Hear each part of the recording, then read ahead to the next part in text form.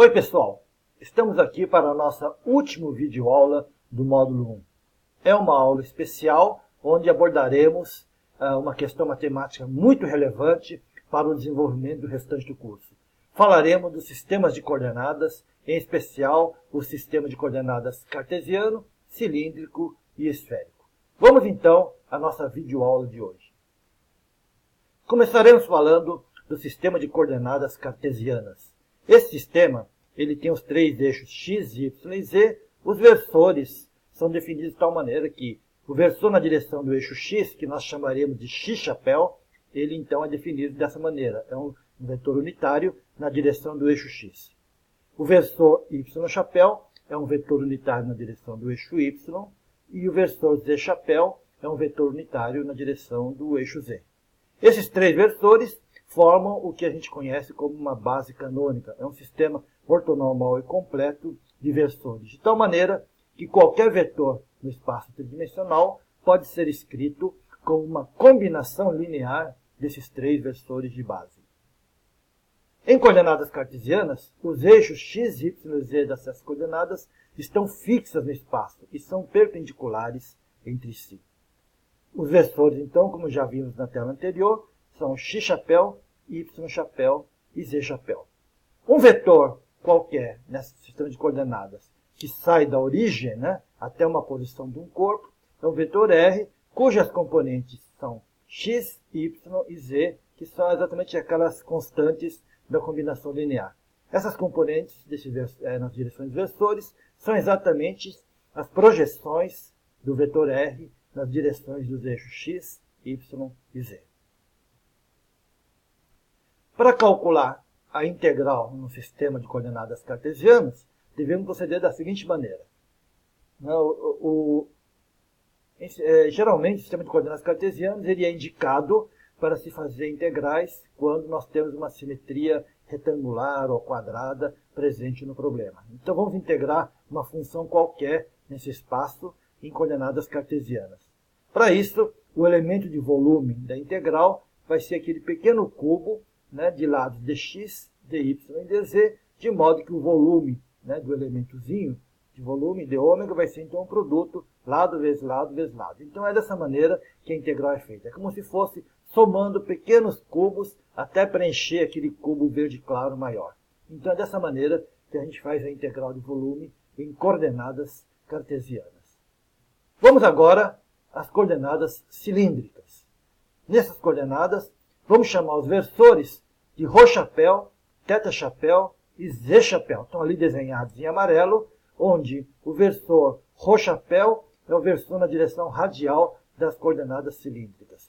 Usaremos a notação de ρ para a direção radial e não R, para não confundir com aquele R, vetor posição, e também para não confundir com a direção radial das coordenadas esféricas. Então, em coordenadas cilíndricas, o versor na direção radial será ρ-chapéu. θ-chapéu é o versor na direção tangencial à circunferência das coordenadas cilíndricas, e o z-chapéu é aquele versor fixo no espaço na direção do eixo z das coordenadas cartesianas. Notar que as direções dos versores ρ e θ das coordenadas cilíndricas variam conforme a posição. Isso nos cria um alerta. Na hora que formos fazer integral em coordenadas cilíndricas, devemos tomar muito cuidado com esses dois versores. As relações de transformação para passar de coordenadas cartesianas para cilíndricas, a gente faz simplesmente escrevendo ou decompondo os versores ρ, θ e z-chapéu nas direções dos versores x-chapéu, y-chapéu e z-chapéu. Existe a relação entre uma coordenada e outra, ou seja, assim como a gente pode transformar das coordenadas, decompor os ρ-chapéu, θ-chapéu e z-chapéu nas direções x, y e z-chapéu, como podemos fazer o contrário, decompor os versores das coordenadas cartesianas nas direções dos versores das coordenadas cilíndricas. Em coordenadas cilíndricas, como é que nós escreveríamos um vetor que sai da origem e vai até um certo ponto, ou seja, um vetor que descreve a posição de um ponto qualquer? Em coordenadas cartesianas, eram simplesmente as componentes nas direções dos eixos x, y e z. Em coordenadas cilíndricas é a mesma coisa, devemos decompor o R nas direções dos versores ρ, θ e z-chapéu. Notem que não aparece o θ-chapéu, Porque simplesmente um vetor que sai da origem, ele está na direção radial e, portanto, tem somente componente nessa direção e aquela componente devido à inclinação que ele pode ter, então, na direção de Z chapéu. Na direção de θ chapéu, sempre será zero. Mas nunca vai aparecer? Pode aparecer. Basta que o nosso vetor R não saia da origem. Se ele não sai da origem, ele pode estar torto, em outras palavras, ter componente também na direção tangencial, e nesse caso ele teria as três componentes. A matriz de transformação, só aqui lembrando, tudo aquilo que nós vimos já em álgebra linear, quem foi aluno, tanto de física, engenharia, etc., deve ter visto que a gente pode usar notação matricial e vetorial. O vetor posição seria um vetor coluna, e nós temos aí a matriz de transformação das coordenadas cilíndricas para as cartesianas, e aqui teríamos então a matriz de transformação. Essa tela está aqui colocada só para que os alunos tenham uma noção de como é que era lá na álgebra linear, em geometria analítica. Tá? Nós não vamos, no nosso curso não é muito importante ter esse conhecimento, mas está aí só para completar o assunto. Para calcular uma integral qualquer, uma integral de volume, lembrar que o nosso elemento de volume agora será esse cubo, entre aspas, porque ele não é exatamente um cubo. Ele é um cubo onde os lados não são exatamente paralelos. Notem que tem uns lados meio radiais e temos também lados que não são exatamente retos, eles são meio tortos. O elemento de volume desse cubo é lado vezes lado vezes lado, onde um lado é dz, o outro lado é dρ, e o terceiro lado é aquele lado curvo, é ρ dθ. Então, o dω vai ser ρ dθ dρ dz.